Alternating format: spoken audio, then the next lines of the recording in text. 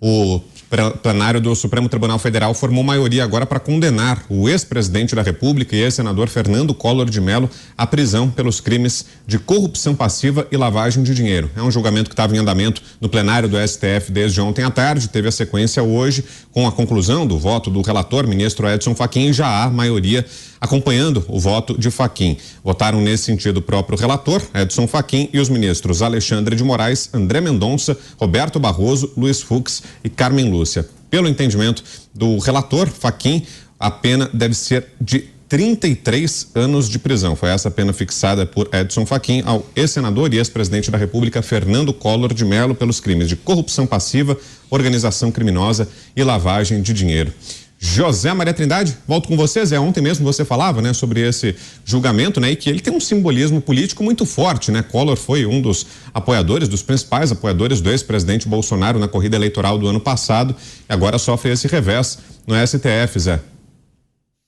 Exatamente. Ele se livrou de todos os processos que o levaram ao impeachment, né? Todos os processos foram arquivados no Supremo. Isso é novo. E vem exatamente na mesma história da Lava Jato. E o argumento de defesa dele é similar ao de Renan Calheiros e outros de que se trata, recebeu mesmo dinheiro de empreiteiros, mas que se tratava de financiamento de campanha. Eu conversei ontem com ministros dos tribunais superiores daqui de Brasília, não do Supremo, que avaliam essa pena como muito desequilibrada. 33 anos de cadeia é superior, por exemplo, a um assassinato, né? Então há um desequilíbrio nisso aí. E principalmente porque cadê os outros? Onde estão os outros? Tá certo, houve mesmo uma referência aí a Collor de Mello na entrega de dinheiro e isso é o argumento de todos, receberam dinheiro das empreiteiras como um financiamento de campanha. Sim, mas tem que condenar a todos. Agora, 33 anos, isso é considerado aqui por ministros e juristas como uma pena dura demais. E aí vem, Vitor, aquela história que eu digo sempre, esse Supremo Tribunal Federal, quando condena, é pesado demais, porque não existe a possibilidade de apelação para atenuar a pena, por exemplo, ou absolvição. Quer dizer, o Collor vai parar na cadeia e uma cana muito grande, né? Que coisa, hein? Informação importante desse comecinho de noite. Cláudio Dantas, queremos ouvi-lo também. Dantas, aliás, pode ser o Dantas, o Felipe estava me soprando aqui. Vamos lá, então, Dantas, sua análise sobre esse resultado do julgamento no STF. Fala, Dantas, boa noite. Boa noite, Brown, boa noite, Zé Maria, boa noite, Pavinato, Mota e toda a nossa audiência. Eu tinha pedido para o nosso pro editor aqui esperar um pouquinho, que eu estou terminando de bater uma exclusiva aqui no site, subindo, a gente já vai chamar para comentar aqui no programa, mas vamos lá. Condenação do Collor é um importante sinal. Aliás, não é um sinal, é um grande alerta, é uma sirene para todos aqueles políticos que estão do lado do espectro político à direita, especialmente aqueles que apoiam ou apoiaram Jair Bolsonaro. Quem se identifica com o bolsonarismo está na mira do judiciário, não só do executivo, das perseguições que nós estamos vendo nas políticas aí de ministros, de alguns ministros, mas também do judiciário. Nós vimos ontem a cassação do Deltan Dallagnol, que apoiou, que se aliou ao Bolsonaro na campanha, apesar aí das divergências. Ontem, inclusive, estava ombreado pelo Eduardo Bolsonaro, por outras figuras do bolsonarismo, e isso é muito simbólico. Há uma caça às bruxas em curso, há uma missão definida por quem está na cúpula do judiciário hoje, e essa missão pressupõe uma limpeza do cenário político. Eles querem caçar mandatos e tirar do debate público lideranças que estão neste lado do espectro político. É essa a decisão, é essa sinalização, é esse o resumo. Renato, sua análise sobre essa condenação de Fernando Collor de Mello. Veja, é esse tipo de notícia que vem na sequência, vem ao mesmo tempo, aliás, porque nós já tínhamos 2 votos na data de ontem. Esse tipo de notícia de que o Collor, ele foi condenado, né, Condenado ainda não. Vamos ser muito exatos aqui, juridicamente perfeitos. Pode ser que ele seja condenado, porque até que todos os votos não sejam dados, quem já votou pode mudar o seu voto. Então, a STF formou maioria. Alguém pode mudar, duvido que mude, mas, para sermos exatos e não pecarmos por inexatidão, a verdade é essa.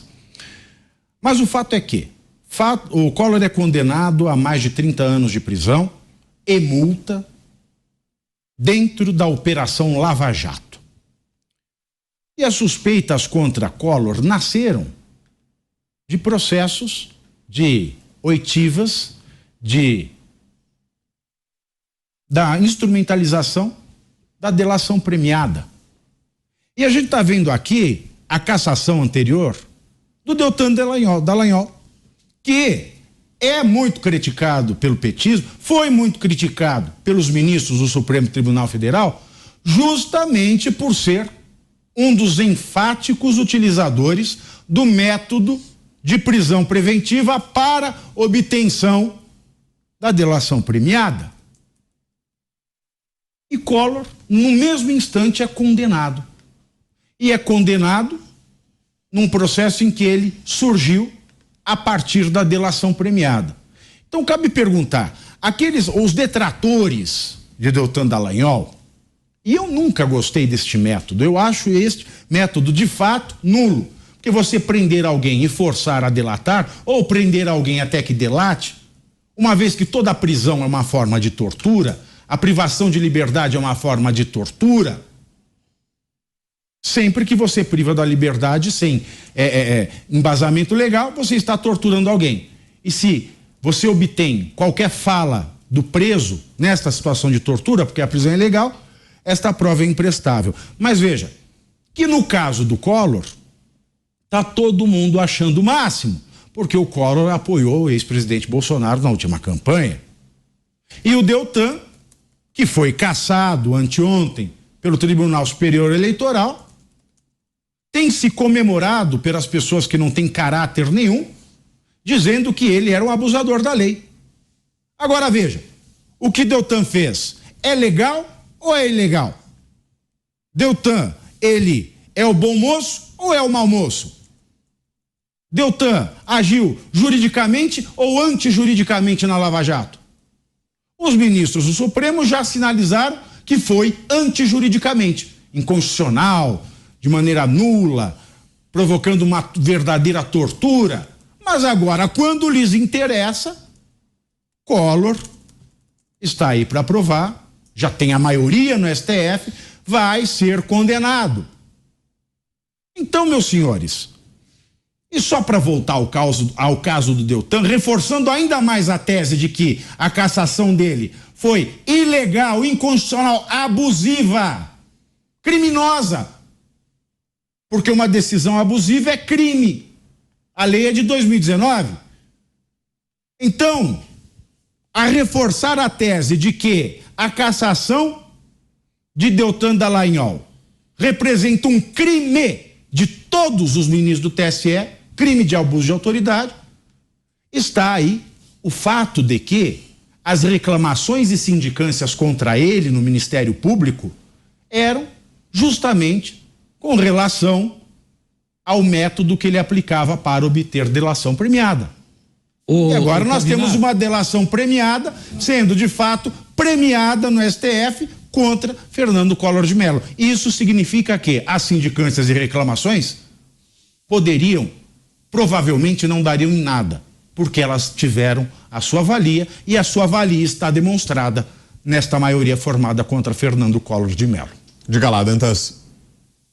Olha só, eu acho que sintetiza a falácia dessa narrativa que foi construída sobre métodos abusivos da Lava Jato. Veja, tratou-se de combater uma corrupção institucionalizada por dentro do sistema. Ah, mas o procurador conversou com o juiz.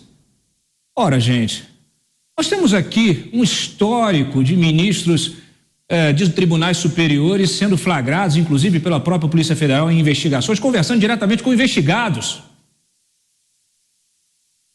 mas emplacaram essa versão de uma justiça ideal, utópica, que não existe. E a referência, o exemplo vem de cima. Como é que você quer que o sujeito, na primeira instância, faça by the book, tudo by the book, além de estar combatendo o sistema por dentro do sistema, ele precisa fazer by the book. Só que a referência que vem de cima é off the book total, off the records, é off de tudo. Só que antes não se tinha isso exposto.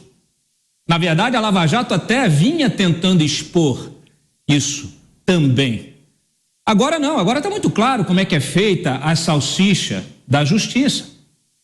Então, assim, a gente tem que começar a focar de uma forma pragmática no discurso, na narrativa, para desmontar.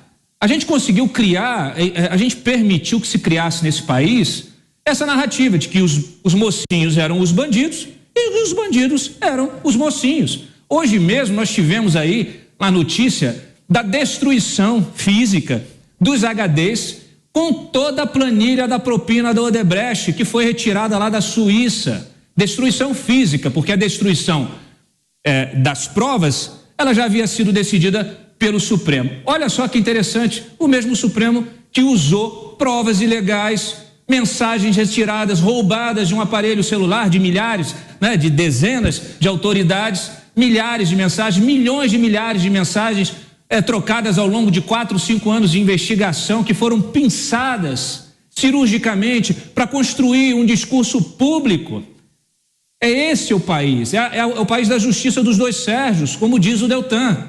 O Sérgio Cabral, que está solto, curtindo a praia ali com a vista da Vieira Solto, e o Sérgio Moro, que corre o risco de ir para a cadeia.